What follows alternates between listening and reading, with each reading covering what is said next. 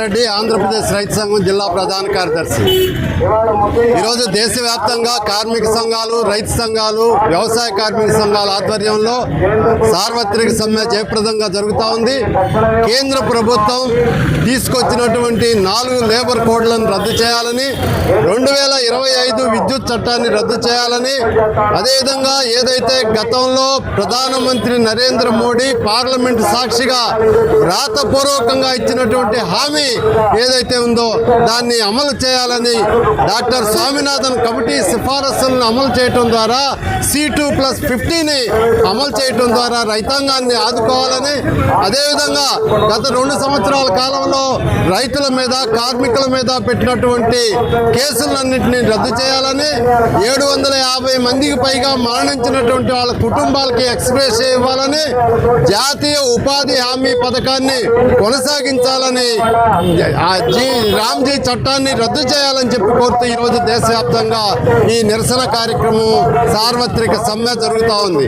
మన ఆంధ్ర రాష్ట్రానికి వచ్చేటప్పటికి విశాఖ ఉక్కు ఆంధ్రులు హక్కు అని చెప్పి సాధించుకున్నటువంటి విశాఖ ఉక్కు ఫ్యాక్టరీని ప్రైవేటు పరం చేయడానికి ఈ కేంద్ర రాష్ట్ర ప్రభుత్వాలు పూనుకుంటా ఉన్నాయి.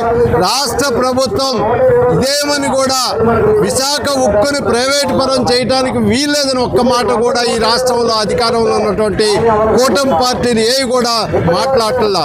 ఇంకొక ఆయన ఉన్నాడు ఇందులో, ఉప ముఖ్యమంత్రి గారు, నేను ప్రశ్నించడానికే పుట్టానని చెప్పి ఒక పార్టీ పెట్టినటువంటి ఆయన ఇవాళ ప్రశ్నించకుండా కేంద్ర ప్రభుత్వం అవలంబిస్తున్నటువంటి ప్రజా వ్యతిరేక చర్యల్ని సమర్థిస్తూ ఉన్నటువంటి పరిస్థితి మనం చూస్తూ ఉన్నాం.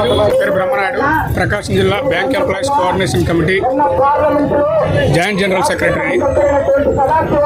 కేంద్ర ప్రభుత్వం ఏదైతే ఈ కార్మిక వ్యతిరేక చట్టాలు ఉన్నాయో, 4 లేబర్ కోడ్లు కావచ్చు, ప్రభుత్వ రంగాన్ని ప్రైవేటు వ్యక్తులకు, అందాని అబానీలకు దోచిపెట్టే విధంగా ఏదైతే చేస్తున్నారో అదంతా కూడా ఈ దేశంలో ఉన్నటువంటి అన్ని ట్రేడ్ యూనియన్లు చేస్తున్న ఈ సమ్మెకు ఏఐబిఏ తరఫున మేము కూడా సంపూర్ణ మద్దతు ప్రకటిస్తున్నాం. కేంద్ర ప్రభుత్వం దిగి వచ్చి 4 లేబర్ కోడ్లు రద్దు చేసేంత వరకు, ప్రభుత్వ రంగాన్ని కాపాడే వరకు మేము వెనుకాడబోము, నిరవధిక దీక్షలకు కూడా వెనుకాడబోము. కాబట్టి ఇకనైనా కేంద్ర ప్రభుత్వం మొండి వైఖరి విరమించి ప్రజా ఉపయోగకరమైన కార్యక్రమాలు చేయాలని కోరుచున్నాం. కార్మికులను బానిసలుగా మార్చే 4 లేబర్ కోడ్లని తక్షణం రద్దు చేయాలని డిమాండ్ చేస్తూ కేంద్ర కార్మిక సంఘాలు స్వతంత్ర ఫెడరేషన్లో దేశవ్యాప్త సమ్మెకి పిలిపివ్వడం జరిగింది.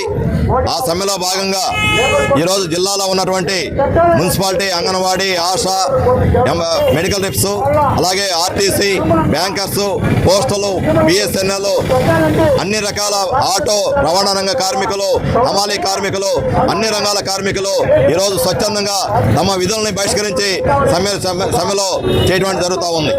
ఈ సమ్మె పూనుకోవడం యొక్క ముఖ్యమైన ఉద్దేశం, సమ్మె ఇంత ఉధృతంగా జరగాల్సినటువంటి నేపథ్యం చూసినప్పుడు కేంద్రంలో నరేంద్ర మోడీ ప్రభుత్వం కార్పొరేట్లకి ప్రయోజనాల కోసం కార్మిక వర్గాన్ని తాకట్టు పెడుతూ 4 లేబర్ కోడ్లు తీసుకురావడం జరిగింది. ఈ 4 లేబర్ కోడ్లతో కార్మిక వర్గం శతాబ్ద కాలంగా అశేష ప్రాణత్యాగాలతో, అనేక త్యాగాలతో సాధించుకున్నటువంటి కార్మిక హక్కులు ఏవైతే ఉన్నాయో ఇవన్నీ కూడా కాలరాయబడతా ఉన్నాయి. దాంట్లో కీలకమైనటువంటిది కార్మికులకి అండగా ఉన్నటువంటి యూనియన్ హక్కు ఏదైతే ఉందో అది బేరసారాడే హక్కు, సమ్మె హక్కుని, శాశ్వత ఉద్యోగాలు లేకుండా ఉద్యోగ భద్రతని ప్రమాదంలోకి నెట్టేటువంటి ప్రయత్నం కేంద్ర ప్రభుత్వం చేస్తూ ఉంది. ఇటువంటి ప్రయత్నం కనుక అమలు జరిగితే రాబోయేటువంటి కాలంలో కార్మిక వర్గం బానిసలుగా పడిండాల్సిన స్థితికి వస్తుంది. కానీ ఈరోజు కార్మిక వర్గం బానిసలుగా పడటానికి సిద్ధమయ్యేటువంటి స్థితిలో లేదు. పరాయి పాలకులు, బ్రిటిష్ పాలకుల వ్యతిరేకంగానే పోరాడి సాధించుకున్నటువంటి కార్మిక వర్గం ఈ దేశంలో ఉన్నటువంటి కేంద్ర రాష్ట్ర ప్రభుత్వ వ్యతిరేకంగా పెద్ద ఎత్తున ఉద్యమానికి సిద్ధమవుతా ఉన్నారు. ఎట్టి పరిస్థితుల్లో కూడా కార్మిక వర్గం జరిగే దాడిని తిప్పికొట్టేటువంటి ప్రయత్నం ఖచ్చితంగా చేస్తారు. ఆ విధంగా ప్రభుత్వాలు దిగి రావాలి. లేకపోతే ఇది ఒక దీర్ఘకాలిక ఉద్యమంగా దారితీసి భవిష్యత్తులో మరింత అశాంతికి, ఘర్షణలకి దారితీసే పరిస్థితి కూడా ఉంటుంది. అటువంటి సిచ్యువేషన్ లేకుండా తక్షణం నరేంద్ర మోడీ ప్రభుత్వం ఈ లేబర్ చట్టం రద్దు చేయాలని కోరుతా ఉన్నాం. చిరంజీవి, నేను Andhra Pradesh medical and sales representative state working కమిటీగా ఒంగోలులో పనిచేస్తున్నాను. ఈరోజు 12వ తారీఖు ఫిబ్రవరి దేశవ్యాప్తంగా జరుగుతున్న సార్వత్రిక సమ్మెకు మా ఫెడరేషన్ FMRI ఆల్ ఇండియాలో, అట్లానే state APMSRU Ongole sub unit సంపూర్ణంగా దీంట్లో మేము పార్టిసిపేట్ చేస్తున్నాము. మేము రాష్ట్ర వ్యాప్తంగా 10,000 మంది సేల్స్ ప్రమోషన్ ఎంప్లాయీస్గా, మెడికల్ రిప్రజెంటేటివ్స్గా పనిచేస్తున్నాము.